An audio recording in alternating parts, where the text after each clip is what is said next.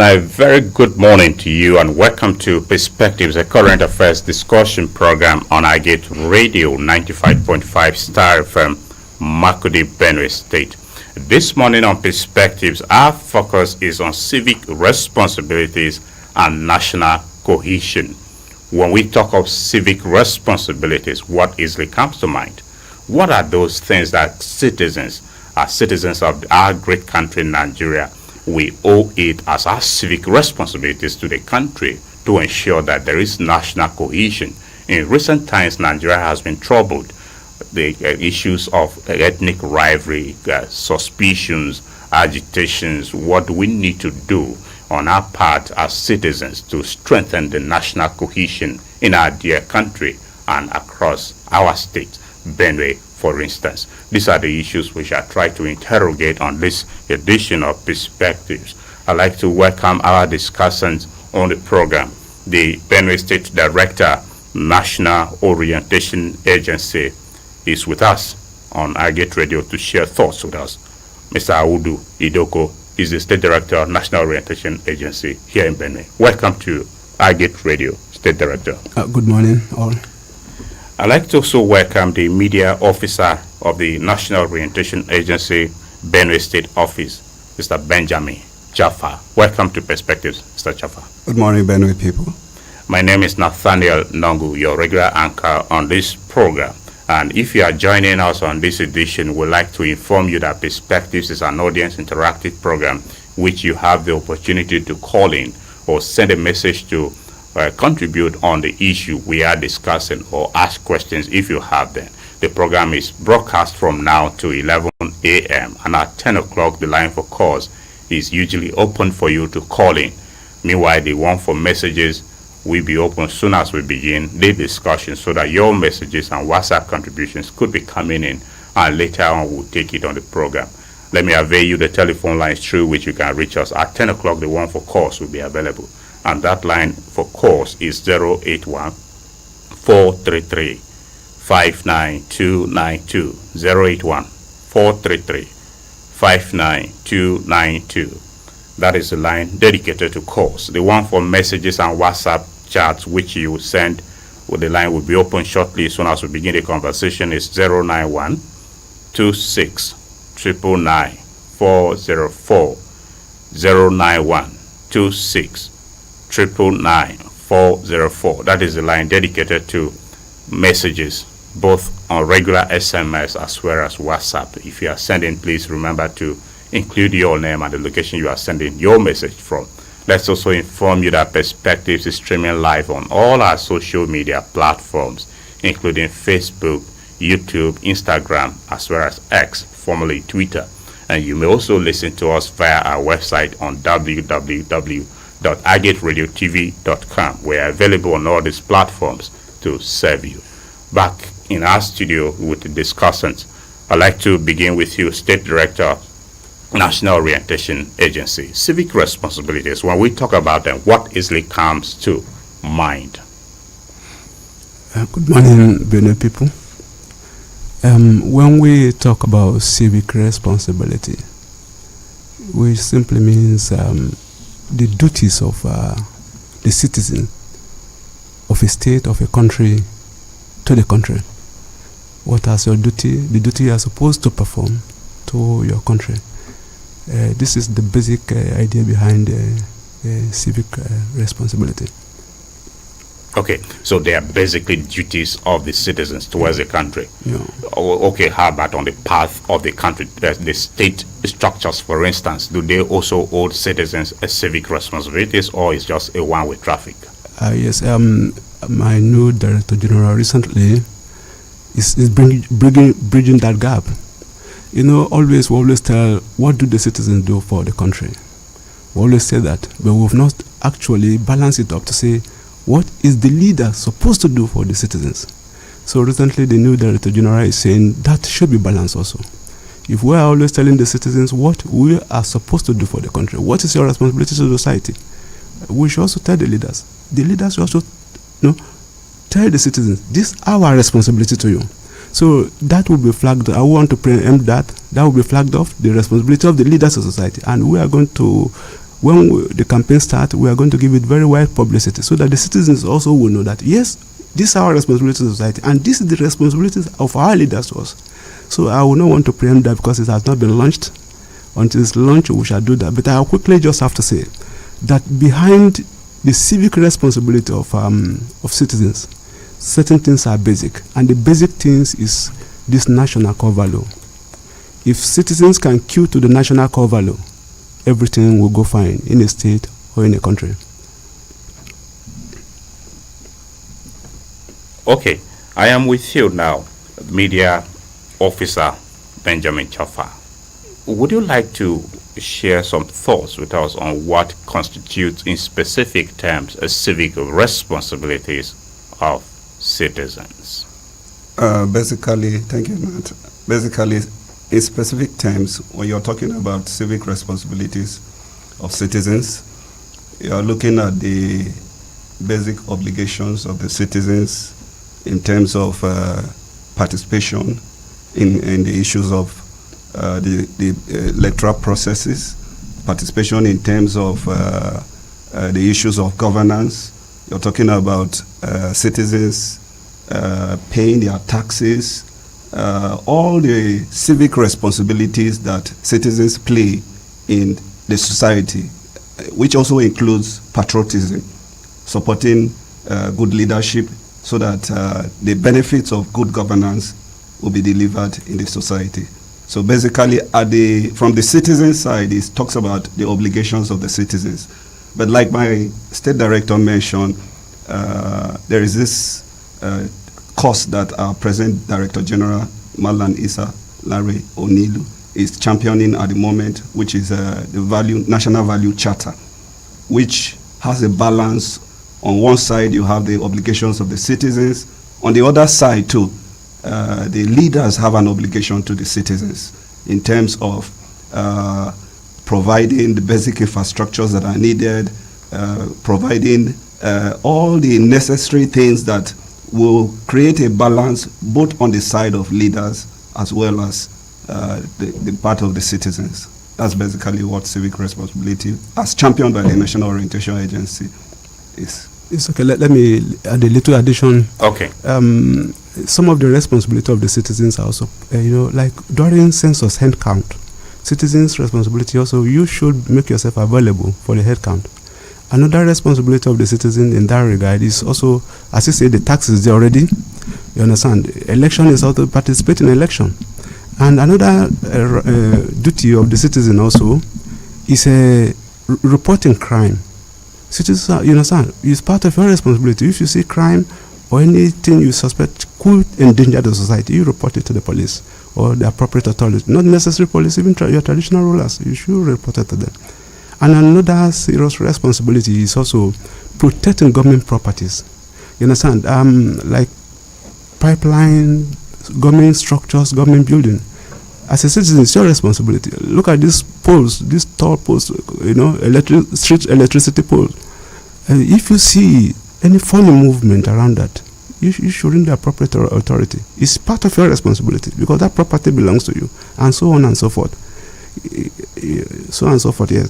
Thank you. All right, Mr. Chafa, I am back to you again. The responsibilities, the civic responsibilities, I would still like to know, are they a one-way traffic on the part of just citizens, or is the government also expected to discharge its own responsibilities to the citizen, and in what ways? Yes, like I mentioned earlier, the National Value Charter, which the agency is championing at the moment, has a balance to this.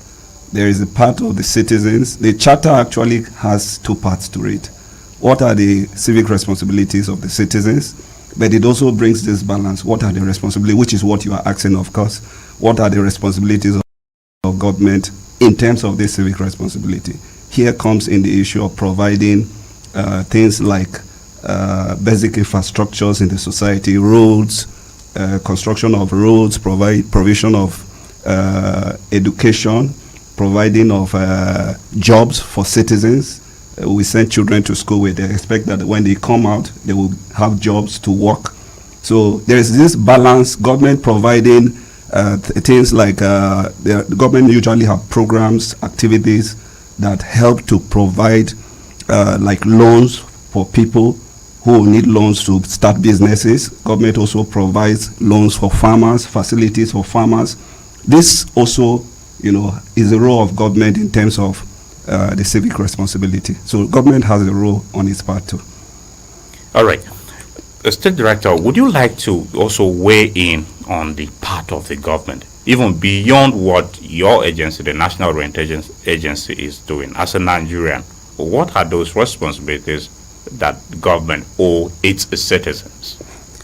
Basically, before the new thinking by my DG, the responsibility of government, one, security. Government should provide security to the citizen. It's the duty of the government. Although now they say security is everybody's business, but majorly it's government business. We're individuals queuing, to help the government. The government is supposed to provide education, the people. The government also even issue of agriculture. The government should also do whatever it can do to boost agricultural production, by providing fertilizers and other things. And when there is natural or human disaster, the government should come in, to help the people. Even the issue of transport sector, the government should be involved in that, to provide, our governor recently did that. When there was hike in fuel prices, the public transporters hiked their price, and he brought in cars. He was involved. That's one of the responsibilities of the government. And in the issue of employment, of course, yes. Although, if you look at it critically, in most developed world, government is not responsible for employment. Government is not the large employer of labor. The private sector, even in South Africa here, the private sector is a large employer of labor. And government was able to do that because they helped the private sector to become stronger than them. So, but for here in Nigeria, and of course, even on the issue of employment and the issue of electricity, it's government responsibility also to provide the people electricity. If you look at our constitution, there are certain things we call exclusive list. Exclusive list. Yes. And then we have the concurrent list. The exclusive lists are the things that only government can do. Yes, that's correct. And the concurrent is what the government and the state can do. And also have the... By government here, the federal government. The federal government, yes, sorry. Yes. Sorry. Exclusive list means only what the federal government can do. You understand? The responsibility of the government. Now, the concurrent is what the federal government and the state government can do. You understand what I'm saying? Yes. And then we have the residual list, which is what even the local government, you understand, and so forth can do. So government owns the citizens' huge responsibility, and taking cue from the developed world, they live to that responsibility. And once a government can live to its responsibility, you see there will be orderliness in the society and there will be peace. Because the citizens should look up to the government. And I quickly just have to say, there is some misconception by some Nigerians somewhere. I'm transferred from Adama, and we were on a radio station, and one of my co-contributors said, he was quoting Abraham Lincoln, Abraham Lincoln also, that what you should, that you should look for what you can do for your country, and not what your country can do for you. Honestly, I was not happy of that comment. That comment is quoted out of context. Because before the Americans leader told their citizens that, see what you can do for a country, not what a country can do. The government provided basic things first. The basic things were there. So when the basic things are there, then you can tell the citizens, now it's your turn to help the government. It's just like my son in my family. If I don't provide the basic thing for my family, and they just grow up, little children, and I tell them, don't wait for what your father can give to you. What can you give to your father? Sorry. It looks funny. They are very feeble. They can't do that. So that statement has been quoted out of context, and people are using it here. First, the government should take the lead, and the citizens follow. Thank you. Okay. Mr. Chafa, One of the responsibilities which, listening to your state director, he pointed out the aspect of security, that it is government's major responsibility to its citizens. And given that we are talking about national cohesion here, would you say the government is living up to its responsibility to strengthen national cohesion in the aspect of security? Thank you, Nat. The government of the federal government, ably led at the moment by our president Tinubu, has, since he stepped into office, one of the statements he made at the inauguration shortly after then was that the government was going to strengthen a lot of things concerning security. And one of which he mentioned was that security strengthening will be in terms of strength and not just in number. And you will agree with me, Nat, that the issue of security, Nigeria is a very vast country. I've been privileged to travel to not less than 16 to 20 of the states in Nigeria. And the distance between one part of the state, even if you get into a state, the distance is always very vast and wide. For instance, there was a time I traveled to Taraba and I had to travel to a particular local government. I can't remember the name of the local government, but somewhere on the mountain where you climb the Mambila mountain. It took a whole day to travel to that place. So while traveling from Benue to Taraba, you will notice that the distance was very wide. There were terrains, certain terrains that are mountainous terrains. You find that, in fact, when I was traveling there, one of the things that came to my mind is that, what if something happens here now? What will happen? So the issue of security, we must agree that it's a huge tax in our country.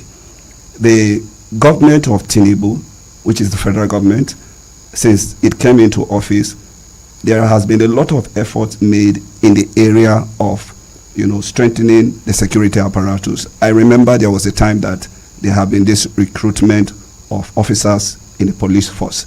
These have been efforts to strengthen the security apparatus. There have also been, series of activities. I can't speak for particularly the army or the police, but there have been series of activities. For instance, there was a courtesy call we paid to the Commissioner of Police. My director paid that visit to the Commissioner of Police.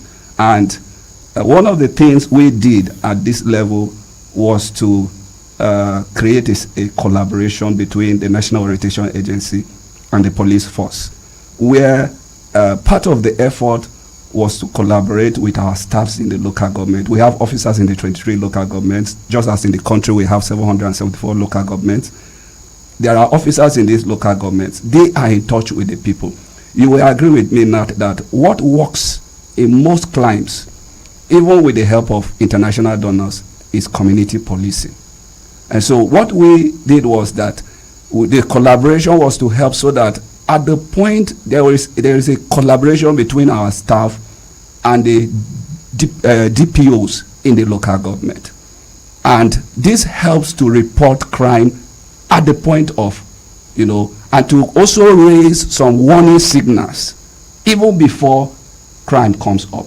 So there have been these efforts being made at different platter, at the federal, at the state, at the local government. It takes the whole of these efforts to combat crime, whether be it in terms of robbery, be it in terms of the one that is very rampant now, kidnapping, which has become like a business for so many people. These are crimes that they have both, to some extent, beneficiaries that try to protect them. And fighting these crimes require not just the effort of government, but the people also have a part to play. And what we have been trying to do is to make sure that we mobilize the citizens so that they play. For instance, the National Orientation Agency recently launched an app, a mobile app, the Mobilizer. And one of the platforms, one of the provisions on that platform is, if you see something, say something.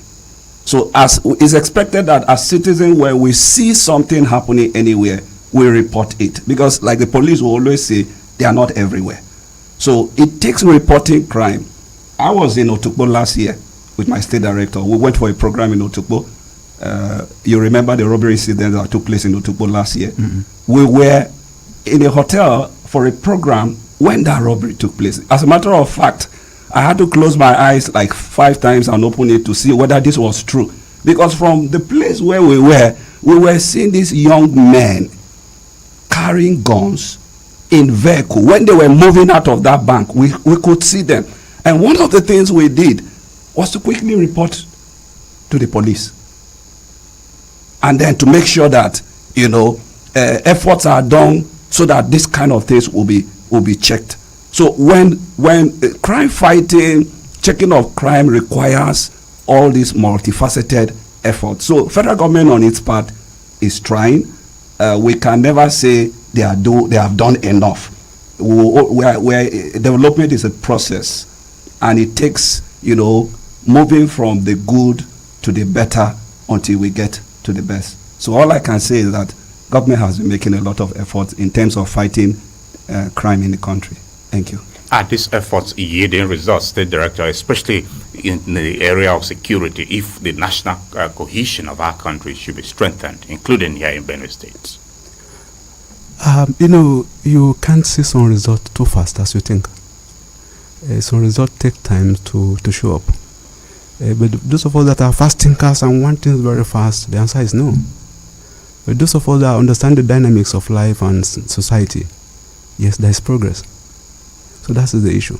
And as my media officer said, of course it's true. You see, fighting this crime, those criminals in our society, whether it be Boko Haram, whether it be the kidnappers, or whatsoever they are not spirit. They are not spirit. And that is why very soon we will be seeing His Excellency also. We'll be discussing now, if he permit us, we'll discuss a lot of things to him. How National Orientation Agency in Benue State can help the state to fight crime. The issue is that if we mobilize people enough in the community, this criminal lives in community, people know them. But people, I have had opportunity, even when I was in Adamawa State, I had opportunity to interact with a lot of Nigerians. Why is it that these people are not exposed? You know them. I will tell you of the Boko Haram, because I'm from the Boko Haram state, though it's improving and they are giving way now. No, there's no Boko Haram. Yeah. For example, yes, sorry to say, yes. Yeah, at that time. It's okay. At that time, yes. Not now. Not at that time. Now, do you know what the Boko Harams were doing that time? They have somebody who is recruiting young people from the town to join them. So, you understand? And the people know these people recruiting people for them. But we ask the people as National Orientation, why don't you report? The people told us something that, is believable. They said, even if we report, this thing will eventually backfire on us. Are you getting it? I think this is the reason why some people who are not reporting. But again, there is a way to solve that. If the people are given serious assurance that it will not backfire on them, I think people will begin to report crime before they happen. Because a situation where you report a criminal, as the people said, and as I heard them say directly myself, and these criminals are released and eventually they come to hurt you. So nobody wants to take responsibility. But again, that condition can be improved. That condition can be improved. I tell you, as a country, when we get tougher, criminals must surrender. That's the truth. I know serious countries that get tougher, and then there's no way. You just have to surrender. And from my life experience, I think an individual can be stronger than the government. An individual. Not even a group of individuals should be stronger than the government. A serious-minded government. The government have to bring you on your nails. So that's it. So far, so good. As I am telling you, it depends on the angle from which you are looking at, whether the government is making progress or not making progress. If you want the progress today, you said no. But security is a very complex issue. Now that politics is into the security, right? A lot of biasness is into the security issue. You understand what I'm saying now? So it's a complex something, and it has to go that stage. You solve it one by one. It's just like an onion, you peel it layer by layer until you go to the center. So I'm sure serious government, even like in Benue State here, our governor is doing that also, losing the thing layer by layer. Who is involved? How are they involved? And all this kind of thing. So those of us that know such process know that there is progress and something better is being done. Okay, let's go to another issue which you mentioned about employment. That is the responsibility of government to its citizens. Yeah. There is a general opinion that unemployment rate is growing by the day in the country. Yes. What is your reaction to this? And let me clarify again. I told you that in developed country, employment is the responsibility of the private sector. And this is the secret what the government did in developed country. Even in South Africa here, they empowered the private sector so much with money, with favorable conditions, so that now the private sector the population. But here in Nigeria, that has not been done. That's the fact of it. And since it has not been done, for now, most of the bulk of people employed is by the government, either the local government, the state government, or by the federal government. Because, our private sector, is not too functional now. You know that also. So for now, since in this condition we are, since it's the responsibility of the government so largely, in our context now, you are asking what's the responsibility of the government? Yes, the government, as you mentioned, part of the responsibility of the government is also to provide employment, even though you admitted that the private sector should drive it largely. Yeah. But back in Nigeria, it is not same. So how can the government strengthen its grip on getting the citizens of the streets, get them employed, engaged? Okay, I'll tell you the global practice. And then I'll tell you some practice that I have experienced in other states where I have served. The global practice is that government should encourage more private sectors to grow up, so that the private sector can begin to employ people, just like it's done in developed countries, just like it's done in South Africa. And I think I see the present governor in Benue State doing that. Look at the marching order. Somebody wants to open a company. The marching order, I think it's calling marching order here. I don't know. I'm new here. Youths will come and then before you know, the person will go away. Look at the multiple taxation, and people are running away. And I'm happy that the Benue State government has stopped the marching order. And also the multiple taxation, they are making it more clearer now so that there will be no more tax burden on this company. So that is one way. One way, just even the land issue, also acquisition of land. If a company is so vital and it could absorb a lot of Benue people, let government simplify all the conditions for them, even the land acquisition. You understand? The tax and the other thing. That is one area, the global practice. Benue State government can do it, and Nigerian government can do it. And let me tell you the other practice I noticed in Adamawa State, where I worked. The governor, just like our governor here, is a governor that is down to earth to the people.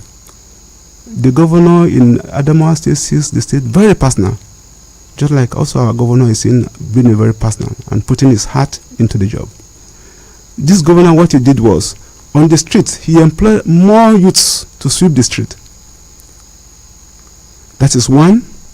Two, also, he employed he created this thing with the federal government, the equivalent of it, social investment, something.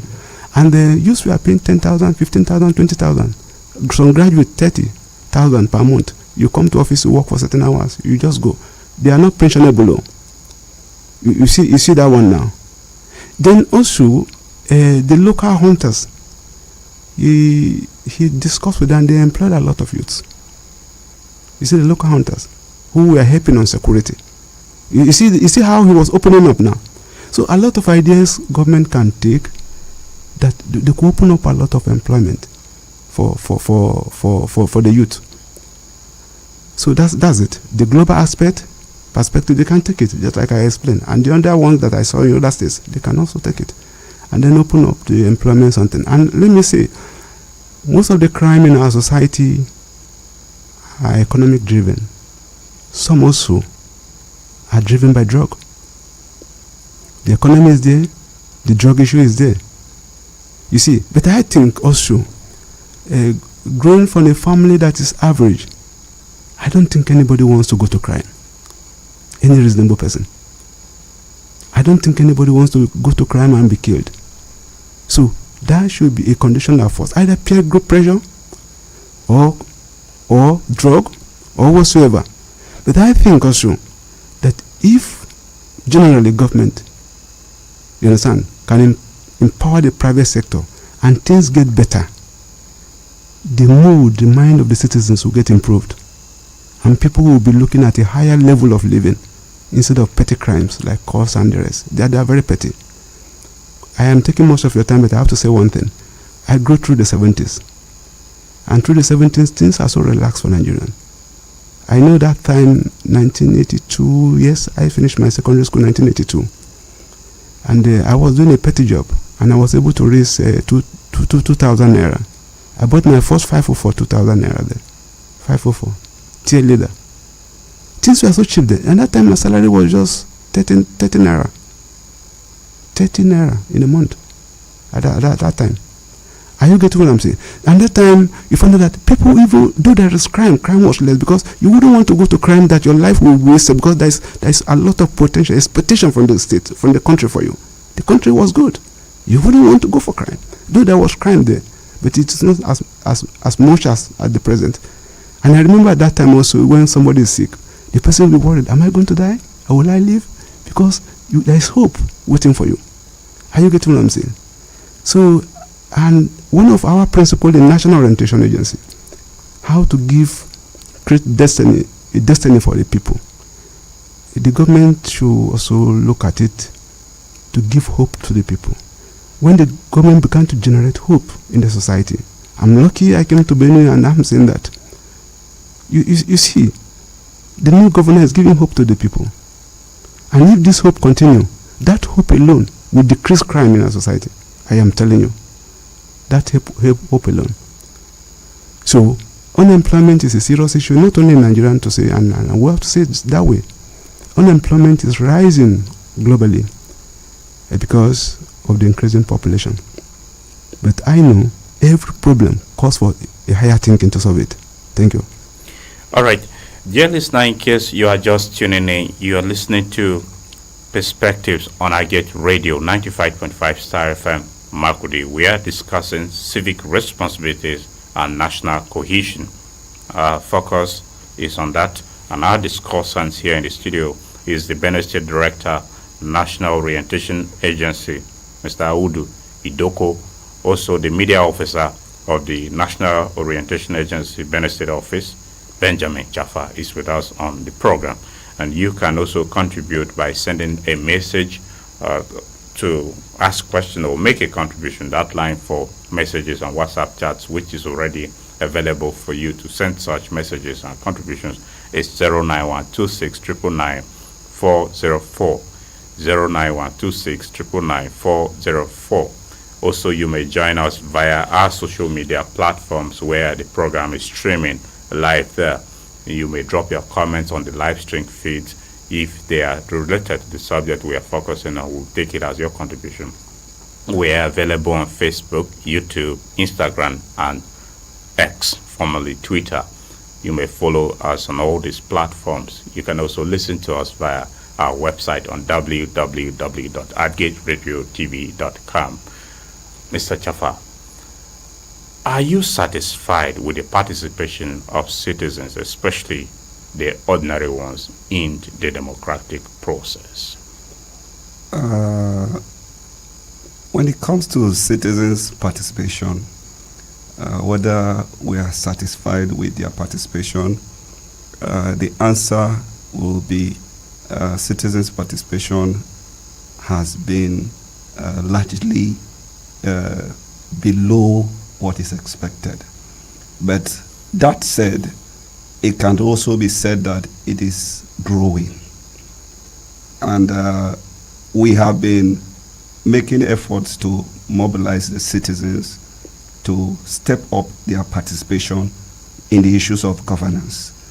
Because government is not just the business of leaders. Good governance, achieving good governance requires both the participation of leaders as well as the participation of the citizenry. So in Nigeria, sometimes when you are dealing with the problem tree, you look at the cause? So the question one will ask is, if there has been no enough citizen participation, what has been the cause? And this has, from what I'll still go back to this, what the agency is driving for at the moment, which is the National Value Charter. We believe in national orientation, that to get Nigerians to participate and bring the level of participation to the desired level, there must be a citizens and government pact. Citizens must be seeing the leaders, the government playing their roles. And now this now promotes, the increase in the participation of citizens. This is the reasons why you see somebody like we see in the international space. You see somebody will go and represent his country, fight like he wants to die. You see a high level of patriotism, because people believe that the country is for them. So the moment where Nigerians begin to see the leaders playing their role, and giving all that they need, it follows like a natural process. It's like in a home. When a man loves his wife, naturally the wife will love the man back. So the issue of getting citizens to be more participatory in the system requires that government play their part, and this is what the National Orientation Agency is championing through our DG, which is in the form of the National Value Charter, which, like my direction mentioned, will soon be launched in the country by the president. Okay, the State Director, this issue of National Value Charter has come up again and again. Can we educate Benue people? What is this National Value Charter about? Let's talk about it before we dive into other issues. Okay, we will not confuse the National Value Charter and then the National Core Value. There are different issues. But or maybe on a lighter note, is the National Value Charter a new form of constitution that the NOA is drafting for Nigerians? Because the constitutional amendments have been on the front burner too. So is the National Value Charter some form of a new constitution you are drafting for Nigerians? It's also not a constitution, but okay, help us understand what it is about. You see, I know I'm speaking to a large audience. Yes. And most of my audience maybe are primary 6. Some of them are secondary school. Some of them are professors. Some of them are learned. So if we say National Value Charter, it looks so large for some people, very large and very confusing. So now how do I break it down so that the primary 6 who is listening to me on the radio now can understand it? So I simplify it this way. Don't look at the large English Nigerians in Benue. Yes. Look at what I will say about that. Now this is what is saying. What is saying is the National Value Charter is just that. Is a documentary or is just saying that, okay, we are going to tell Nigerians what is the responsibility of Nigerians to the country. And then that charter is saying, now what is the responsibility of the leader? The citizens also should know the responsibility of the leaders to them. Are you getting the tune? Very well. So this is just what the charter is saying. I don't know how to explain charter in simple English. I only know it in the way it is now. Ben, what do we say charter is in simple English? Agreement. Agreement. Okay. Can people say, yeah, it's agreement. Yes, I will get what I'm saying. Yes. So it's a kind of drafted agreement by the agency. Now, while we are telling the citizens this is your responsibility, what you do, right, to the society, to the government, to the Nigerian or to Benue. Now, all governors and at the state, all leaders at the local government, and even at the federal government should be able to say, now this is our own responsibility to the people. Now, one of the components of the charter is that leaders should tell the people, we are going to create equal opportunity for people. Wonderful. Irrespective of where you come from, irrespective of your religion. Imagine Benue State is saying that we are going to create equal opportunity for the people. Kano governor is saying that. Mr. President is saying that. That's one of the components of the charter. So that people now should know what the government can do for them. And other components, I told you honestly, permit me, we wouldn't want to preempt that now It's not been launched, but of course we might. And no, even if it is not being launched, it behoves you to start telling Nigerians about it, so that by the time it becomes a public document, it won't be a new subject. It's okay. Let's go ahead. Now, it's a very simple thing. That agreement or that document is saying that, yes, we have persistently tell the citizen, this is your responsibility to Nigeria. But the leaders have not said what is their responsibility to the citizens. So the citizens become overwhelmed. Okay, we are doing all this much for the government. What is the government doing to us? The government kept quiet. Should the government be out of the agreement? So now we are drifting the government into the agreement. And when we start the campaign, we'll find that Mr. President will launch it. And Mr. President will say, this is the federal government responsibility to the citizen. And again, if we start it here, the governor also will come and say, as a governor of the state, this is the government responsibility to Benue State citizens. And you see, that statement, that assurance, you see, it will trigger a lot of things in people. It will trigger hope in people. Okay, the government can do this for us. Wonderful. And so now the citizens now will have the power to say, now, okay, if the government are not fulfilling it, government, you are not doing your part. I will get to what I'm saying now. So that is the essence of that charter. As complex as that name, my media director has said, is agreement, and that's it. Okay, Mr. Chafa, you want to add something to that? Yes, in addition to what my state director said, speaking very specifically, the charter has on the part of government the promise for equality, for democracy, entrepreneurship, peace, inclusivity, that is, everybody will be included in the issue of governance, freedom, and meritocracy. Meritocracy talks about, regardless of who you are, as long as you are qualified for something, it will be given to you. That is on the part of government. Then on the part of the citizens, it calls for citizen participation in terms of what the citizens will do in terms of helping to provide the issues of hard work, which are in our constitution. Like you mentioned, that is it that NO is trying to draft another constitution? No. Most of these issues that are raised in the value charter are drawn from our constitution. They draw from the constitution, which is the guiding book that regulates every activity in the country. So what it mentions on the part of the citizen is that they will provide also 7 areas which talks about discipline, which talks about the duty of care, tolerance, leadership, accountability, environmental awareness, and resilience. These are the 7 items that are listed in the value charter. 7 on the part of government, 7 on the part of the citizens. So that's basically what is contained in the value charter. Okay. Now, Mr. Idoko, in terms of national cohesion, some of these responsibilities as itemized by your director, how would they go a long way in strengthening national cohesion amongst Nigerian citizens? Yes, it will strengthen national cohesion in the sense that if the citizens are doing their best and the government also is doing its own responsibility, you can see it yourself. That will be cohesion. You understand? That will be strength. In other words, it will bring the government and the people on the same page. And you understand? It will bring also happiness in the society. We are doing our own part as citizens. The government is also doing its own part. Wonderful. It's going to bound the government.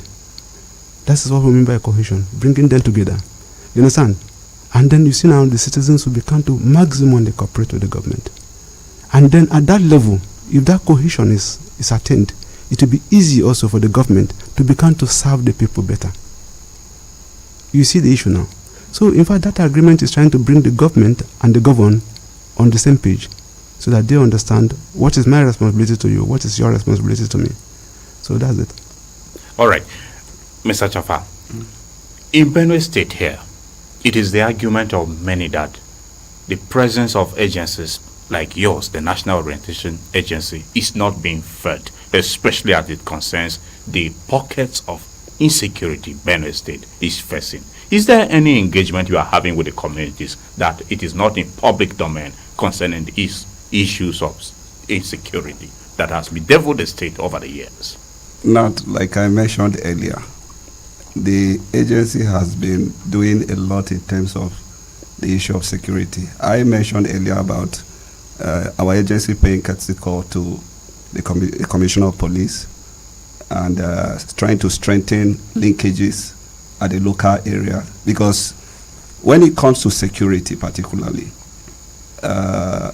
what our agency tries to do is to nip in the bud, preventive measures rather than, the aftermath of when the issue has happened.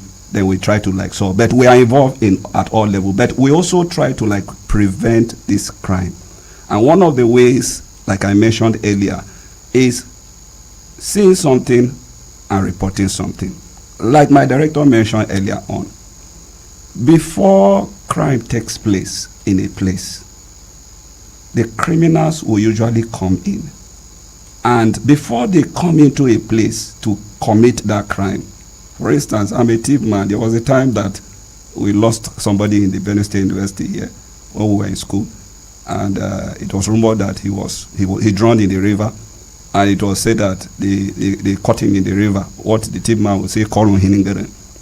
And one of the things that came up was that before they kill somebody in the water, the people must have gone to agree with the man's people. It's a traditional thing, but it's true. That before you enter into somebody's house and commit a crime, you must have a parley with somebody who is within the family. Otherwise, you can't enter into a place and commit a crime and go out without being caught. This has been happening in so many places. There are places, for instance, there was some time I was discussing with a group of people, and the man said that a man came into a place and his money was lost, and immediately he reported to the people. This was somewhere in the north, and he reported that his money was lost, and they called the youths in that place, and they had a discussion, and immediately they began to trace, and they pursued these people and caught up with them in a particular local government. And how did they do it? Because they informed the other group that were there that somebody has committed a crime here and is moving on this road, and he was arrested where he was, and that money was restored back. So when it comes to the issue of fighting crime, one of the tasks that the agency has is that of building structures, workable structures that help in achieving what is expected. So what the agency does is we help in strengthening these structures where when people see community policing particularly, when we see crime, we report it. When we see early warning signals, we report it. These reporting tools, we have the special reports. The moment we notice things that are happening security-wise, whenever there is security breaches, we send a security report immediately, which is shared with all the security agencies. It's sent to our headquarters in Abuja, and our DG is a member of the Security Council, and they share this report with the security operatives, and these are used to deal with the issue of security. At the local government, our officers there share these reports with the DPOs of the local government. So there has been this effort that the agency has been making in terms of engaging with the citizen, particularly at the community level. At the community level, we deal with the issue of advocacy to traditional rulers. At the state level, sometime last year, we had this engagement with students on campus. We had this town hall meeting on building peace, and these were efforts to deal with the issue of security. Our DG just came up and is putting together programs, and maybe my director will have more to say on this issue of the programs. But basically, activities are usually lined up to engage people both at the state, at the local government level, to strengthen the structures that we are talking about. Let me just come a little in, sir. Yes. You see, at the community level, we have our COMOs. We have our officers we call COMOs. They are graduates and well trained for the job. So they mobilize, they enlighten people at the community level. That is really ongoing. If you go to any local government and ask for NOA, they will tell you yes. The guys are in charge of this local government. They educate people, students, youth, everything. They are in charge. Now, you were also asking our visibility. I understand. I get you right? Yes, yes. You are talking of our visibility. You see, the NOA, where I worked for several years, is formed after Ghana National Orientation Agency. Yes, Ghana first had it, and the idea, I think that's where we got the idea. You understand? And in Ghana National Orientation Agency, we were told by then one of the senators who was in support of the formation of the agency that they were in control of the market. They were in control of the society. You understand? In fact, they were in control everywhere. They were visible everywhere. So, but for us, at the initial time, we were visible, yes. At the time, during the COVID, another time when the financial fortune of Nigeria began to dwindle, we began to have low funding. And then, our job is capital intensive. I have to tell you that. Any job is capital intensive. The money is not inflowing as we expected. And I have to be frank to you, at a particular time, even at our running costs, in a year, we are just giving once or twice running costs. So, you understand? Our DGs and everybody, we are all working hard together to see how it can come up. But again, we sympathize with that situation also because all the sectors in Nigeria are important. The health sector is important. The transport sector is important. The defense, the security sector is important. We in NOA are also important. So, and the money is not there. And we in the media are also important. Wonderful, and we are also important. Are you getting it? Yes. So, and the money is not there. Because the dwindling economy, the price of oil then, that is one. The second aspect was when the COVID came also, the economy was nearly shut down. And that time also a lot of countries shut down their society. So that also. But again, under me, you can ask my media this thing. When I came, we brought a new idea. Well, the economy is bad. We hope it will improve. But definitely we have to do something. So what I did simply was, under me, I said, okay, we are going to itemize the issues we can do without money, the works we can do for the people, Benue people without money. Because I told my officers, National Orientation Agency has a lot to do for the Benue State people. If we don't do it for Benue State people, it will just be too bad. So, now this is the issue now. What do we do that even when the headquarters do not give us money, we have no money anymore? What do we do? So we itemize them. You understand? One, we can't train people even without money. Like now, the ethics training now. The ethics training we started. A lot of organizations are queuing. We want to expose Nigerians in Benue to the 40 international character. When they have this 40 international character, they can go to any country in the world and fit in. But at present, if Nigerians will go abroad, they use naval dogs. What are some of these characters? 40 of them. Yes, but I'll tell you. Isolate a few of them and let Benue people know this character so that me too, when I'm going international, I will keep by the code. Yeah, we'll start. I'll say that. Okay. I'll come to that. I'll say that the 40 international characters. We have gone wide, and also we've written to the head of service. We've not been replied. We want to train the whole civil servants in Benue. You understand? The governor is paying their salary now. They should reciprocate by working appropriately for Benue people. So we want to train the civil servants. So that one does not require money coming anywhere. It just requires collaboration with the relevant something. Are we getting it? Very well. Then on security, I have visited the DSS boss. I visited the commissioner of police. I visited the civil defense boss in the state. I visited other people. I visited NCWS. I visited the CAN, the Muslim community in Benue. I visited them. And host of others. You understand what I'm saying? You have not visited us. Yes, you yes. didn't list us among those people. No, we come. Here today. We come. Okay. The NUG among those people who will visit, that one does not need any money. Are you getting it? Yes. So this is exactly what we're doing. We've listed a lot of things we can do for Benue people that doesn't require fund coming in. Maybe if we want, you understand, if we want to do it for that people take that responsibility. We provide the manpower. They take the financial aspect. So this is why you see the little visibility now. But I am telling you, the new DG is working assiduously around Mr. President. And if that gets done, just like you hear MAMSA does this, you hear us in the same mood. Now, the international character we are trying to see is that, one, restrain. Number one of it, restrain. Ability to control yourself in advanced situation. It's an international character. You see the white people so far, the people from the developed world. If anything happens, if you are talking to a white man and even sometimes you are busy, although no, some of them go out of human behavior and do what behavior also like us. But on the land scale, you see they fold their hand and be looking at you. Restrain. Here we see fighting in the streets. You understand? Go to most developed countries. Although they have, but it's so few. You understand what I'm saying? There's no restraint. So the one part of it is restraint.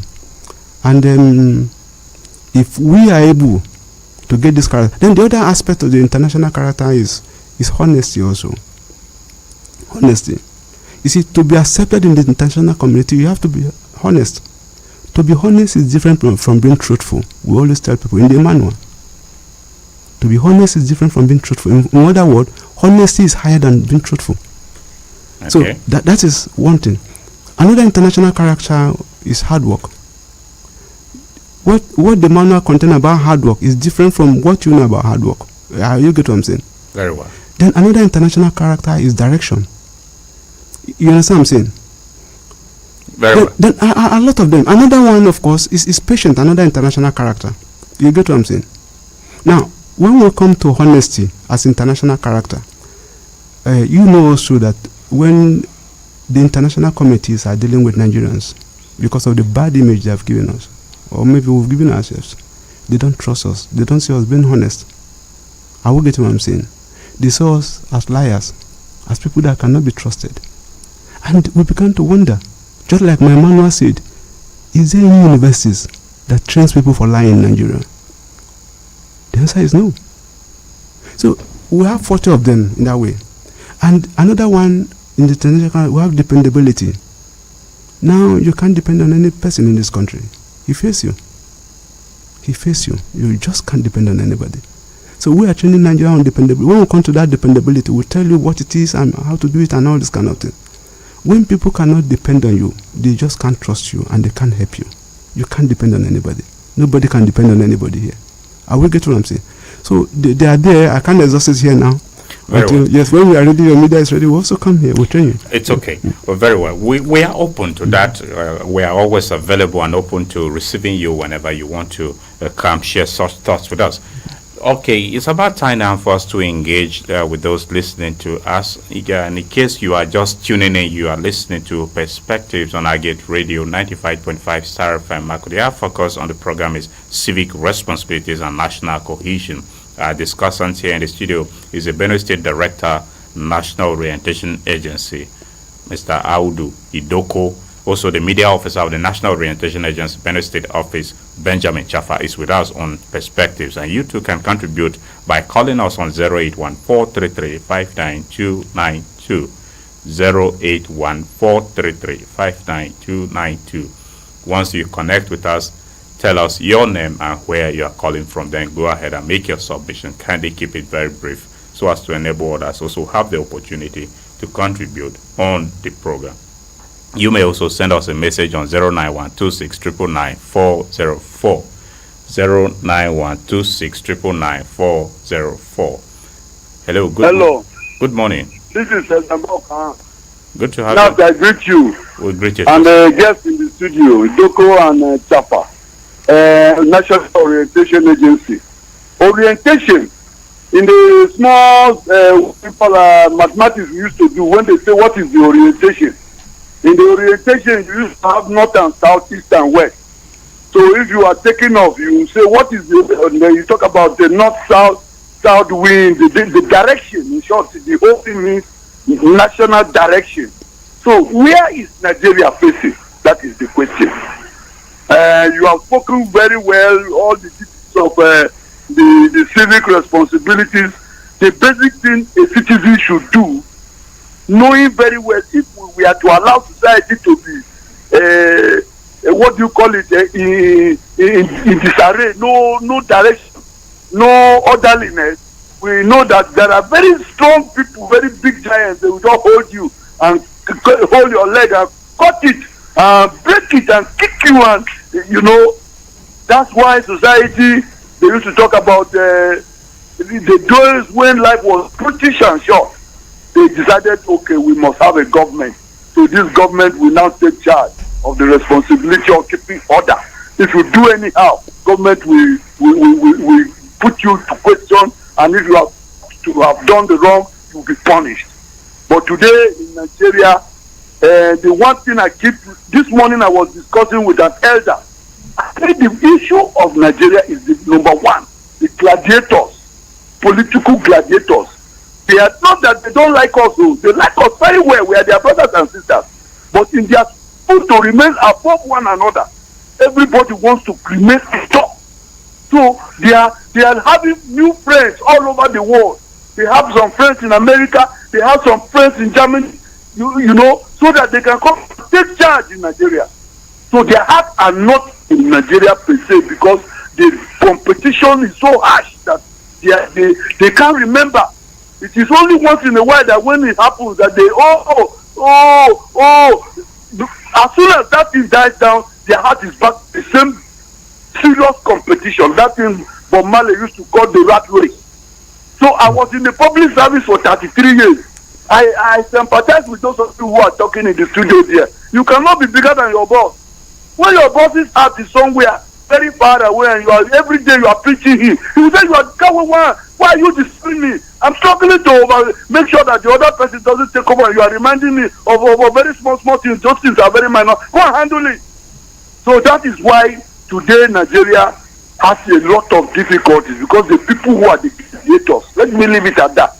The people who are the gladiators, the political giants, they have not been able to reconcile that one time it will be me, tomorrow another person. Okay. I want to be the man at the peak of it forever. Thank you. I think let me respond to him quickly. So I think thank you. I made my point. All right, thank you. Thank you for making your point. Please, can you permit me to respond? Let's go along as we engage with more persons. Just note the concerns as we go along. We'll be engaging, because if we are taking them one by one, we may take so much time. So just note the concerns. You respond to them later. Hello. Good morning. Hello. Good morning. People in the studio. Good morning to you. Welcome to the program. This voice of Audu Idoko from Naka. Okoro who? Calling from Naka. Okay, Okoro. Good to have you on the program, Okoro Wobia. How is Naka this morning? Well, we are doing well. Okay, Okoro Wobia, it does appear your network is fluctuating. You see, or speak up a bit, so let's hear you. Okay, go ahead, Okoro. So I've been listening with keen interest since the beginning of the program. Before all I'm saying, because in fact, the topic you brought is very good. Thank you. Nigeria, per se, is one of the countries that have the best policy. That is not our problem. Our problem is application of this policy. You see, national orientation, the responsibility of the citizens vis-a-vis the government, we know that, but that's not where we have the problem. If the leadership is doing it in such a way that they should show example, since we work well, but this class differences is where we have problems. Now, the law guiding ordinary citizens supposed to be the same law guiding the other class of people. But in application. Oh, we lost connection with Okoro Wobia. Anyway, Okoro, the line is still open for you to call back, so we are really interested in your contribution, because you made mention of class difference and maybe selective application of the law for the common and ordinary and other citizens. It would have been good to hear you on that. Hello, good morning. Hello, good morning, sir. Good morning to you. Welcome to Perspectives. Thank you very much, sir. My regard to all your guests in the studio. Yes, my guests are greeting you too. Good morning. Okay, my name is Vincent Ako. I'm calling from Wadata. Vincent Ako, good to have you join us. Thank you very much, sir. And I want to contribute, and at the center I want to ask questions. And to me, the government should create a massive job opportunity for the teeming unemployed youth before asking them about what they can do for the country. Can you hear me, sir? Yes, you are on. Speak to us, Vincent. Oh, okay. They should create a massive job opportunity before asking the youth what they can do for the country. They shouldn't be asking what the youth can do for the country when they cannot even feed themselves, simply because somebody asked that question in USA. We can't compare ourselves with USA. We are just trying to develop. And then my question goes to Mr. Chafa. Sir, and if your agency has been doing a lot in terms of security, just as you say, why are we still having court killings all over Makurdi Metropolis? Thank you, sir. Thank you very much, Vincent, for your contribution and question. Your question is noted. We'll respond to it. Thank you very much. Okay. Anyway, before we still come back to you, Discussants in the studio, let's engage with some more persons and we'll give you some time to respond. Hello, good morning. Good morning. My name is Bishop Stephen Tengo, calling from Ibarangu. Good to have you on the program. Bayongo Gwe is local government, right? Yeah. All right. Thank you, Vincent. Stephen. Yes, sir. My own is that the government must have the interest of the citizens in its own heart. Why I'm saying this is because of the people who are on top of the government doesn't have the interest of the masses in their hearts. That is why you see all these problems happening in this country. Like, for example, like what the other caller, the question he asked, it's like, if the government has the interest of the people, why is it killing happening everywhere, every day? So it is the responsibility of the government. I know the citizens are also the security too, but the government has to play its own role much better than the youth and the citizens, I believe. And my question goes to that guest in the house. The guest in the house. Why are people killing every day in Benue State? Not in Benue State, in Nigeria at large. Why? Thank you. Okay, Stephen Bishop, thank you for your question and your contribution. We will speak to it. All right. Nigerians are speaking their minds, and we must have to allow them bear their minds on the subject. That's correct. We're happy of that also. Okay. Hello, good morning. Hello, good morning. Good morning. Welcome to Perspectives. Thank you. This is Comrade Dan Agbo from Mobile Barracks. Thank you, Dan Agbo. Mobile Barracks in Makurdi. Yes. Okay. Yes. Thank you, Dan Agbo. Thank you. All right. I'm just joining the program, but haven't listened to, what other callers have been saying, and I think it concerns, Nigeria situation. Yes, we are discussing civic responsibilities and national cohesion. That is our focus, and other issues, sundry issues concerning this particular focus. Yes. All right, thank you. Late Nelson Mandela, he said something. He said that you should think of what you do, for your country, not what your country will do to you. Now, if you look at that statement, it's a variable statement. Now, before you do something for your country, you must have something at hand before you give up. You understand? Now, if we are to narrow it to Nigeria's situation today, an average youth who his parents have trained from 0 level down to the age of 30, even down to 40 now, cannot even feed the parent. And you begin to ask yourself, how did we get here? It's because those people, they can't leverage on anything. Even when you are struggling to do something on your own, the government policy will not be friendly to you. The insecurity will not be friendly to you. So, if you are asking now that, what we should be thinking of, what we'll do to, what we'll give to Nigeria, I tell you, I think that is a zero statement.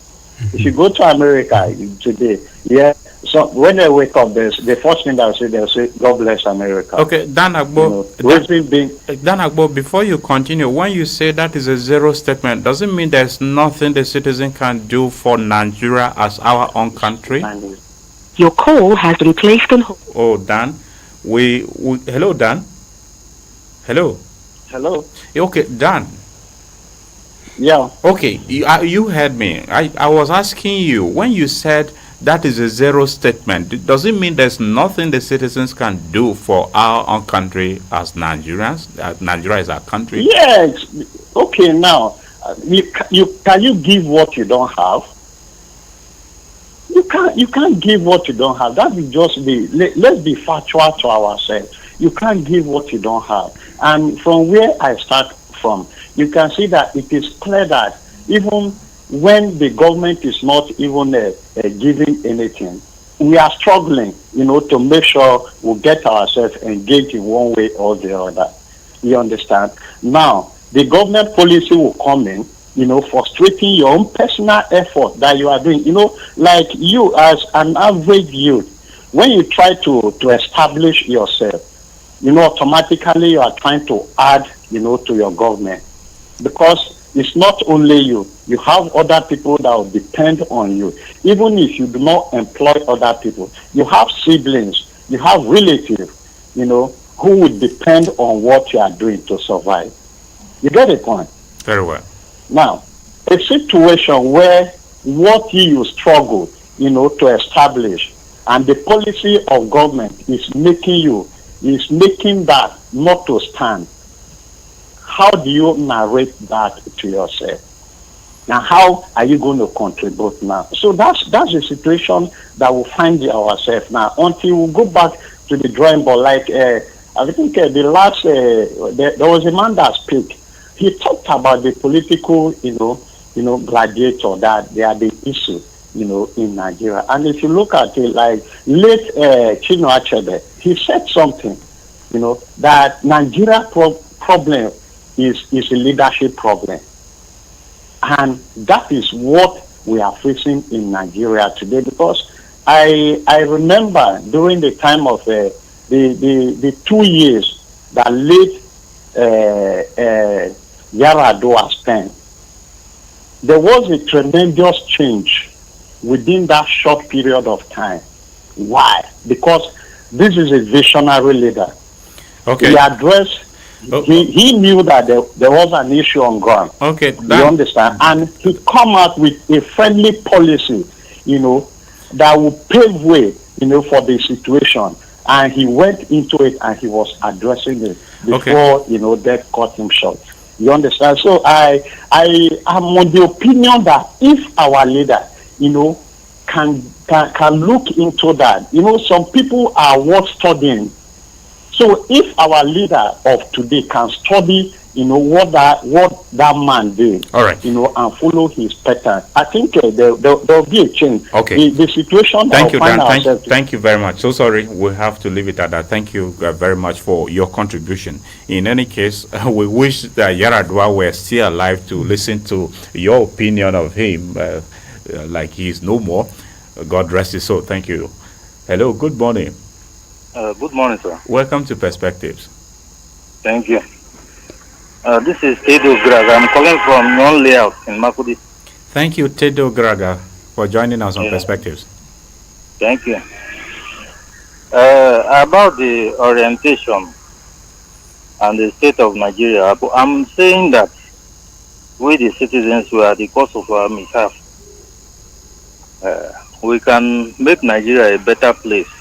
We have good leaders. Take our governor, for example. We see the brighter future he's bringing to Benue.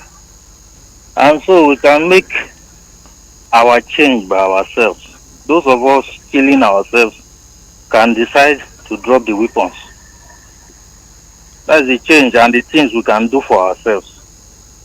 And we need to be patient because in a leader like Reverend Father Hyacinth Yomamalia, we know it is better for us and for our children. So let us start making the changes ourselves. Stop all this bad behavior. Some of us, when we are going on the way, we drop anything on the road. We can start all those orientation from there. So my own contribution is that we should start being patient with our government. I can see the way he's trying to stop all this, what do you call it, marching ground, and trying to reduce the unnecessary task they are doing in the state. All these things will help people to come and invest in Benue. And when we have many private companies and industries, from there they can employ us and our state will be great. Thank you very much. Thank you, Tedo Graga. Thank you very much for your contribution. We appreciate you. And we hope the people of Benue, your commendation for the governor, areas that you have pointed out, he will continue to strengthen on them so as to see the growth of the state. Hello, good morning. Good morning, sir. Morning, welcome to Perspectives. My name is Mr. Jared. Calling from High Level, Makodi. Good to have you join us, Jairus Otomola. Thank you. Yes, you can only offer what you have. You can offer what you don't have. Are we now saying that government should give us now before we give back to the government? Yes, that is no problem. But are we now saying that since the government can provide for us, we don't have good character? If I listen to one of the guests here talk of what is that chart, what is the responsibility of the citizenry? One is a good character, that is honesty. Because government did not give us, so we don't have a good character. We don't have honesty. We should go and thief. Government did not provide for us. We should lazy around. Because government did not provide for us. We go and cause crisis. Because government did not provide for us. We go and kill. Because government did not provide for us. God never made anybody to become a bad person. God will look at the whole thing. He did it and say, oh, it is good. They confounded greedy human beings.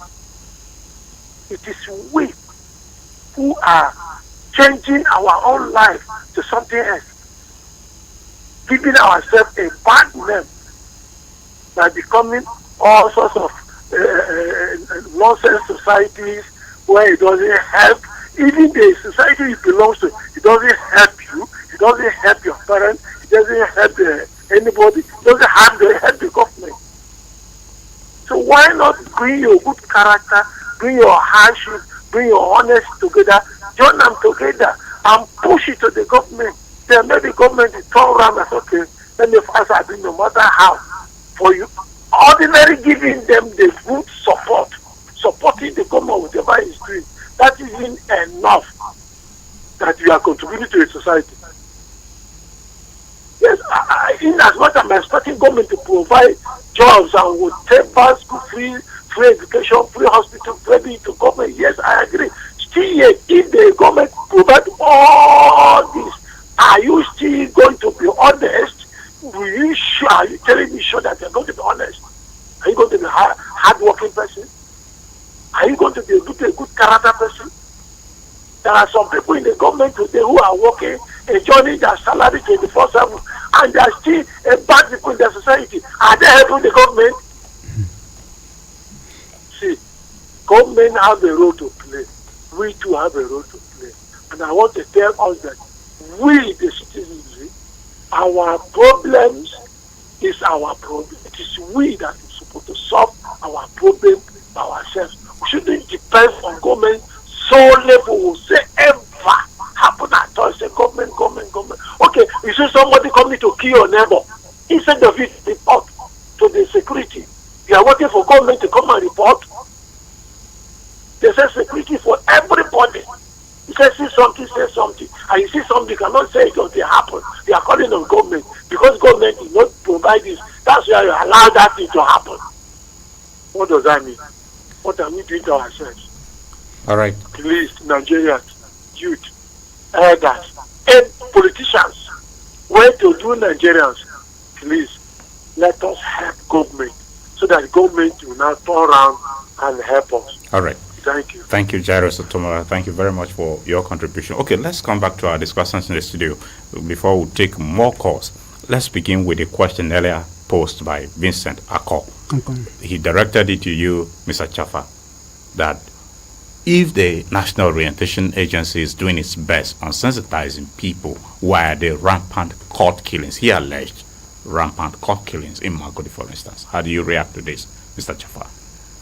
Yes, the issue of cult activity is an issue that did not start today.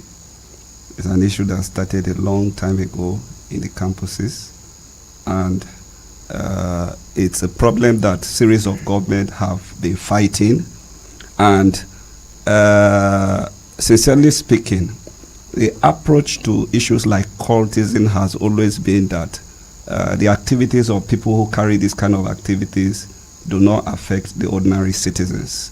If you go in the place of the security palace, they try to stop the activities of these groups so that the ordinary citizens are not unnecessarily affected by their activities. That's why severally you have cases of, arrest of cult people that are having maybe ritual initiations meeting and all of this. These are all ongoing activities that are done to curtail the activities of this group. So efforts are usually being made to combat the activities of these groups. If you ask me, Nat, are we going to eliminate cult activities? Are we going to eliminate cult killings? The answer obviously is we push it to a level where the ordinary people are not affected. And then we begin to inculcate at the family level, at the school level, at the institutional level. We begin to inculcate these values in our people. See, when I tell my son, for instance, when you go to the school, don't go and join a cult. I begin to teach in an organizational environment, we don't need cult activities here. So these values, what builds a society is values and character and behavior. And that's what the agency, our agency does. We change behavior. We change people's, we inculcate these values in children. In the schools, we have established the integrity clubs in the secondary school, where the children in the school are now being taught on, having integrity while they are growing, and they are taught to eschew all these kind of things. So the agency has been doing a lot to reduce cult activities, but these cult activities are fought at different fronts. At our agency level, we are making our efforts. We will also appreciate our military people, both security agencies, both the military, the police. They have been trying to fight these crimes, but we will all agree that these activities have linkages with certain levels of authority. There are certain people at certain levels that support these activities, like some of the callers have been mentioning.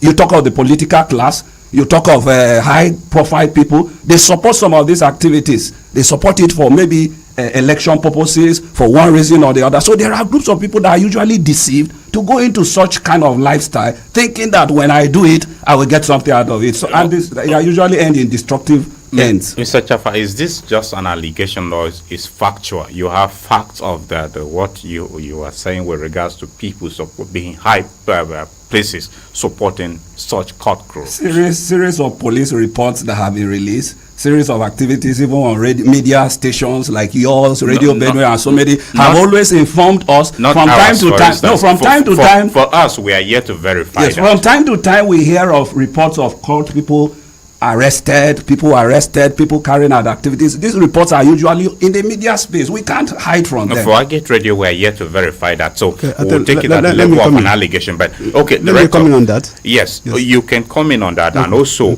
a similar question resonated later on from Stephen Bishi, who asked us pointedly, killings in general, that why are they rampant as part of the issues we are focusing on? Will the killings in any way promote national cohesion? Before you weigh in on that too. Yeah, I think the insecurity and the mass killing, the senseless killing in our society, well, of course, it discourages the ordinary citizen. That's the part of it. It gets them jump out of their body and they say, what kind of country, what kind of society we have? That's the part of it. But let's look at it from this point. I just discovered that as we pass through life, every generation, every era has its peculiar problem. The 60s has their peculiar problem. The 1970s have their peculiar problem. The 80s also, the 90s, and then 200, the year 2000, 200. Now, we have our peculiar problem. And in the 60s, there's no court. Well, even there is cost minimal. But now, this is the issue now. Every area has its peculiar problem that must be tackled. Cultism and all these things are the peculiar problem of this century, particularly in Nigeria. But again, I will say one thing. Yes. I don't focus on problem. I focus on the solution. That is the essence yes, of this program. In other words, I'm solution-oriented. I'm not problem-oriented. Very well. Are you get what I'm saying? Now, if we meet, as we are moving around, courtesy call on various strategic security organizations, and even the governor eventually will see, and even the secretary to the state government will see, and the head of service will see all of them. We've written also to see the VC Benue State. He has not replied us. Now, we began to see the solution. Now, let me tell you the simple solution to court. Very, very simple. This is the solution to courtesan. Number one of the reasons for the courtesan is the failures of the parents. If parents can wake up and bring their children properly, there will be reduction in court activities. But right now, as it is now, you just born child, you don't give him guidance, you throw him into the street. Now, the second solution, in other words, the first solution to courtesan comes from the parents. The second solution to courtesan comes from the university itself. Honestly, I will say it. Even lecturers that are involved in it, they should be flushed out. You agree with me? It's still an allegation. No, hold on, just a minute. Okay. Just a minute. Hold on, I will tell you what I'm saying. Yes. Okay. If anybody in the university is found in it, let it be flushed out. Are you getting what I'm saying? That is part of the university responsibility. All the universities in Nigeria. Like, example, in ABU Zaria, where I graduate from, they have zero tolerance for courtesan. I graduated from ABU Zaria. Zero tolerance. Do it. No, that's it. Let me interrupt you quickly. Before you continue on that, all public universities in the country will tell us publicly that they have zero tolerance for courtesan. Yes. That is always in I will come domain. now. But what I'm saying that zero tolerance on paper is matched with action. You can't see that. Now, another solution from the institutions, our tertiary institutions of courtesan, is that during admission, most of them after the JAM, they go for practical tests. Is that also on the rest? I don't know how they call it now.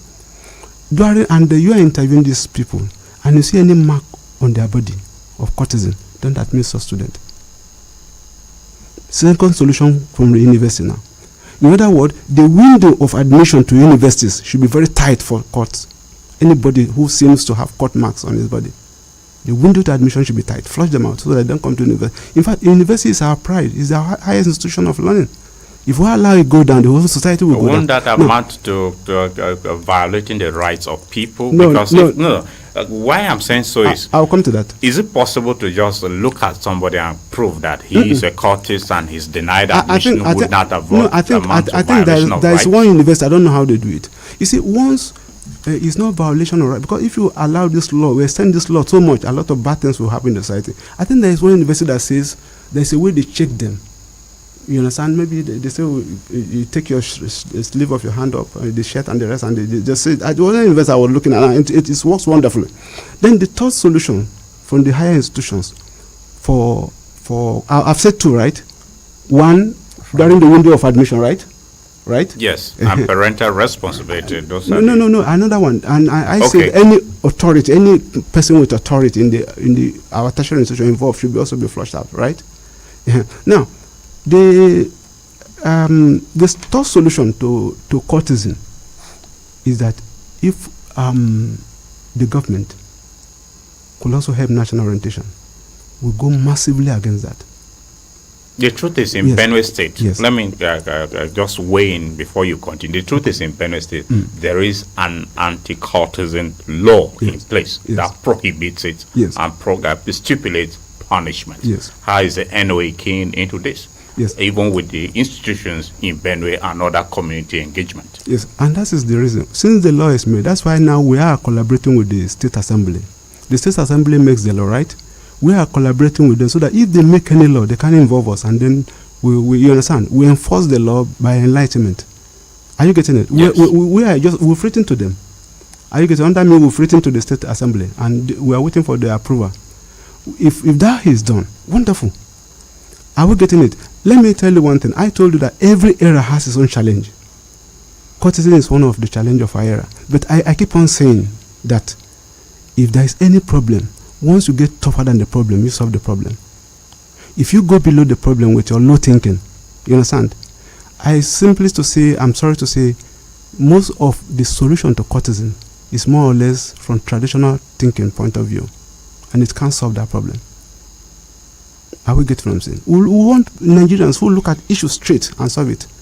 If you give 1 year that courtesan should be flushed out from the university, it's possible. With involvement of national orientation, it will be possible. Just 1 year, you flush them out. Anyway, we have several people waiting on the line. We'll come back to other issues. We have discussed that. The enlightenment is key. So let's get to engage with some more persons. We'll come back shortly. Good morning. Hello. Good morning. Welcome to the program. Yes. I'm Peter Piller. I'm calling you from IBB Square here in Makodi, Benue State. All right, Peter Piller, thank you for joining us. Hi, it's IBB Square. We thank God. I want to sincerely appreciate your guest. Thank you, Peter. I want to thank you so much for this program. You see, there's one thing that I'm not surprised concerning my country, Nigeria. When Nigeria, we prefer that one to be wrong. When something is wrong in Nigeria, we prefer it that one is the right time, and we insist on it. Since I was born, I've never seen the day the president, neither the governor, the ministers, the advisors, the commissioners has ever been on strike, has ever embarked on strike. Not once, I've never had it. It was the National Assembly, went on strike. If no money, their salaries alone are paid and then.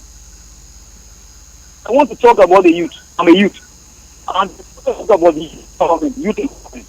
The one that we shocked me so much is about what is happening in the humanitarian mission now. What is happening? That the last week that EFCC came out saying that they are recording 6 billion. Peter, your line is breaking. Maybe you want to change your position so we can get to hear you better. Hello, sir. Can you hear me? Yes, you are on. Speak to us. We work assiduously to our beneficiary. And we take the trade. Did that. Hello, Peter. Yes, sir. It's getting really unfortunate that we are not able to get you clearly. I don't know if you can hear us. Anyway, try to conclude, Peter. Okay, sir. So when we went there, after doing the program, sir, up to today, I've been getting. Oh, Peter, it's really unfortunate. We must have to disconnect with you because the network is getting very, very unfriendly at IBB Square where you are calling from. Back here in the studio, we're fine. Hello, good morning. Hello. Hello? Good morning. Okay, the line to call is 081-433-59292, 081-433-59292. The one for messages is 091-2699-404. Both lines are available. Hello, good morning.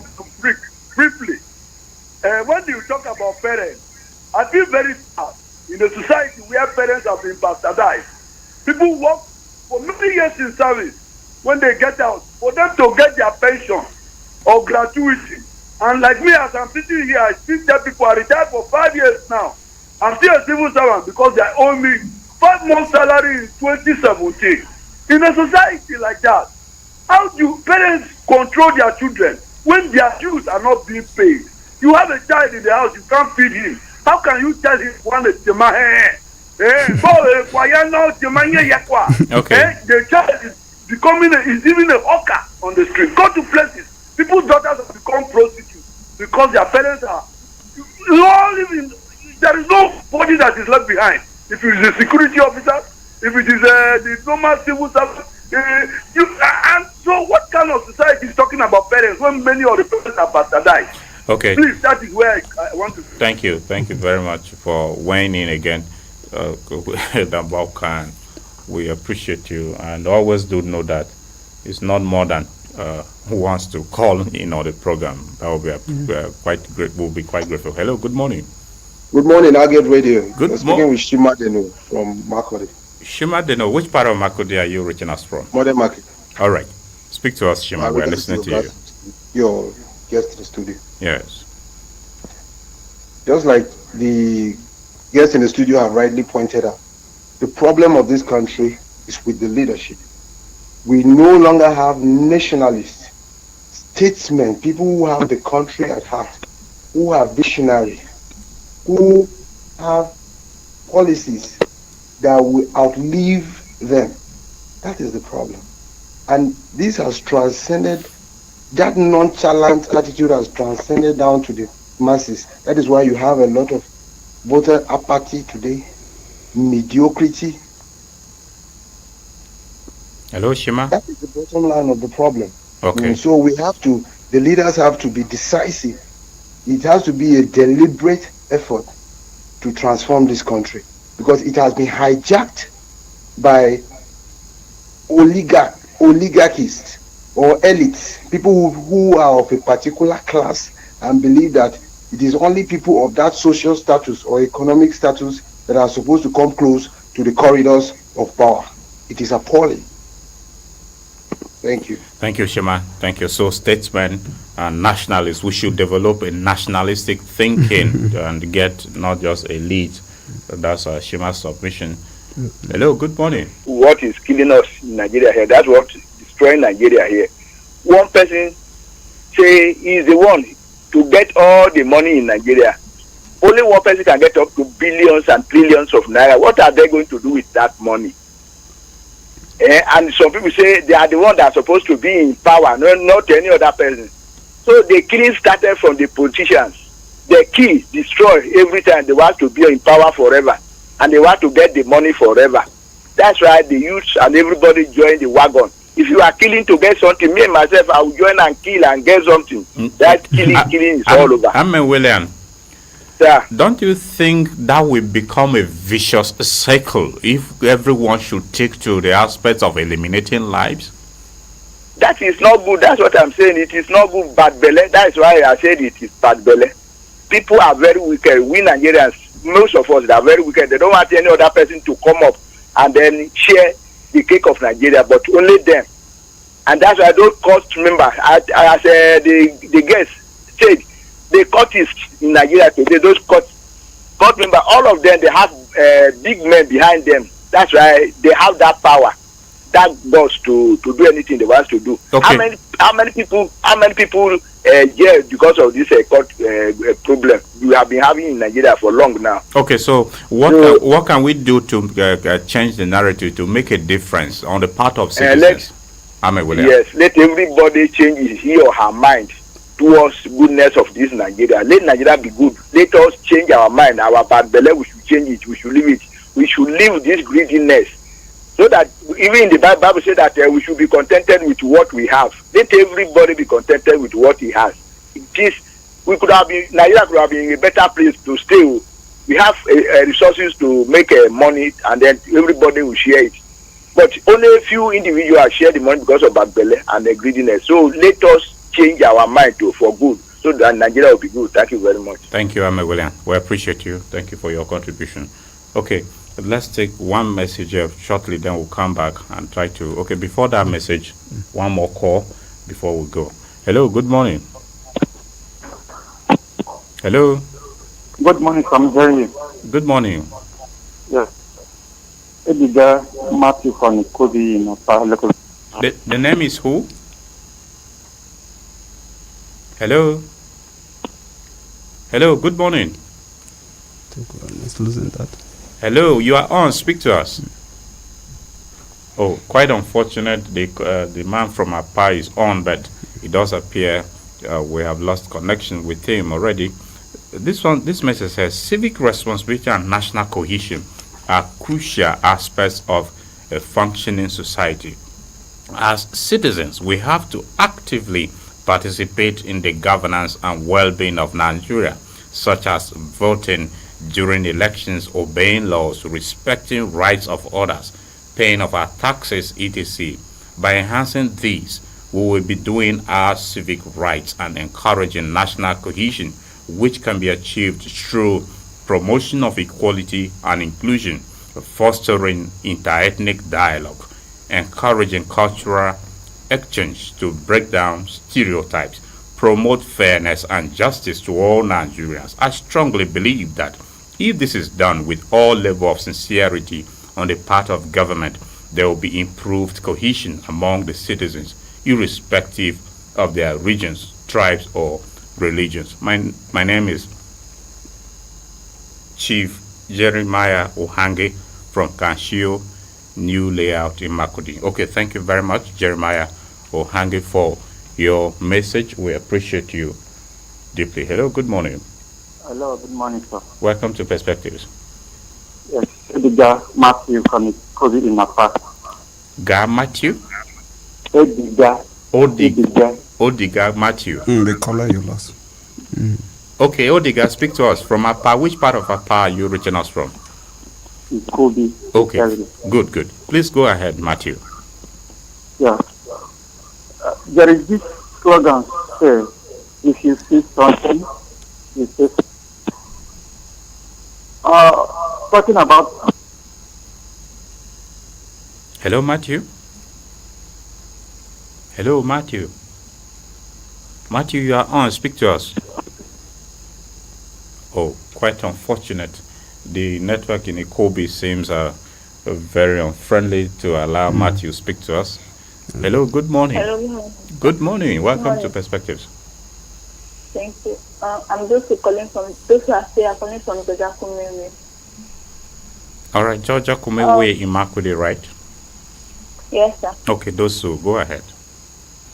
Sir, for me, if the mention civic responsibility cannot do without citizen rights, because it's the right that leads to the responsibility. We live in a democratic system of government, and I feel it's a trade by barter kind of scenario, where the government gives to the people and the people give to the government. For example, now, if the government protects my rights, where there's no banditry attack, no herdsmen attack, it is my duty to report any suspicious movement I see. So the government gives me, and I give to the government for me when it comes to civic responsibility. Thank you. Thank you very much, those who are fair, for your contribution. And that will be our last call on the program today, so that we'll gradually try to conclude. But State Director, Mr. Idoko, I am with you now. Okay. In the course of our discussions and listening to the reactions of callers, you may have some points you raised you want to discuss about too. But before you speak on that, there is this concern about selective application of our laws, the rule of law, where the law sees a common Nigeria and the elite differently. Will this in any way strengthen national cohesion and encourage citizens to be alive to their responsibilities to country? Well, it will not. If it exists, it will not. Are you in doubt that it exists? Yes, sometimes, because I look at it as relative. Because I have the experiences of other countries, and even developed world, citizens sometimes complain of that. Also, even in developed world, some citizens also complain that some people are untouchable, that kind of thing and the rest. But now let's look at it from this point. The truth is that if it exists, and if it is real, it doesn't encourage unity. That is the cohesion we are saying, national cohesion. It doesn't. Because by the law, all citizens are equal, and they should be treated equal. You understand? The rule of law said that all citizens are equal. If a farmer disobey the law, and a governor disobey the law, you understand? The rule of law said they should be treated equal. The law is blind. The law is not biased. You understand what I'm saying? Very well. But yeah, again, let's look at it from another point. You understand what I'm saying? The law is governed, is maintained by human. Are you getting that? I tell this thing, and it could be painful to some people if I say this thing, but that's the truth. The truth is that no human society is perfect, even from the developed world. No matter how we want to improve, yes, we could improve. There could be some loopholes in the society. You cannot absolutely get rid of these loopholes. It's just like the crime we are saying now. The best we can do is to get about 80-90% of crime, or 95%, but we just can't be 100%. The same thing, these legal issues where some people are favorable and you understand. The best we can do also to get 90-95% there, we can't be 100% there. So I want Nigerians to get that. But quickly I have to say something, sir. Nigerians, we are saying, blah, blah, they are hungry, that's why they go to crime and the rest. But again, this is the advice, and they should take it very serious. You don't get involved in crime to advance your life. In the 70s, there's one criminal called Uyemisi. He's an armed robber. He bought a lot of land and a lot of things. Before you know, he was killed. The same thing, the cause and the rest. You don't get involved in crime to advance your life. It's a slippery success. The only way to really advance your life is get into legal works and advance your life. That is one. Two, also somebody said, because we are hungry, that is why, we are not paid salary. And because we are not paid, all our children, we can't control our children. They can go to crime, they can go for armed robbery. And then this is a simple solution to it, sir. You don't allow hunger to destroy your final destiny. You understand what I'm saying? Very well. I am from a poor background. If I had wanted to join Kota, I have every reason or justification to join, but I didn't join. Today I'm a graduate, today I'm a director. I didn't join. Even you understand what I'm saying? I didn't join. So you don't allow hunger, the moment hunger, to destroy your destiny. In the scripture, Esau gave that and he lost his destiny. Hunger was tense on him. He sold his birthright. If you because of hunger, you join crime, there are a lot of things to do. We have painting jobs, we have manual jobs, we have wheelbarrow to push for those who can push at that level. We understand there are a lot of jobs to do. You can even wash car. You understand, for people. And we started all that way. I'll tell you one sad story about me. I started very, very small. I didn't know I would become a director. I have never envisaged I would become a director. Not even when a prophet have told me, I wouldn't believe it. But my parents, despite our poverty, my parents keep on course. If I bring anything home that is not of us, my parents say, where do you, even from primary school, if I bring a barrel home, they say, take it back. And so the family values. The family value. It's okay. And my parents were not rich to do that. They were also very poor. That's it. And then quickly, let's say another solution to the leadership they said. Yes, very briefly, so that we can briefly for the leadership they are saying. Yes. Truly, leaders control the society. And leaders are the leading force in the society. In any way they go, the society follow.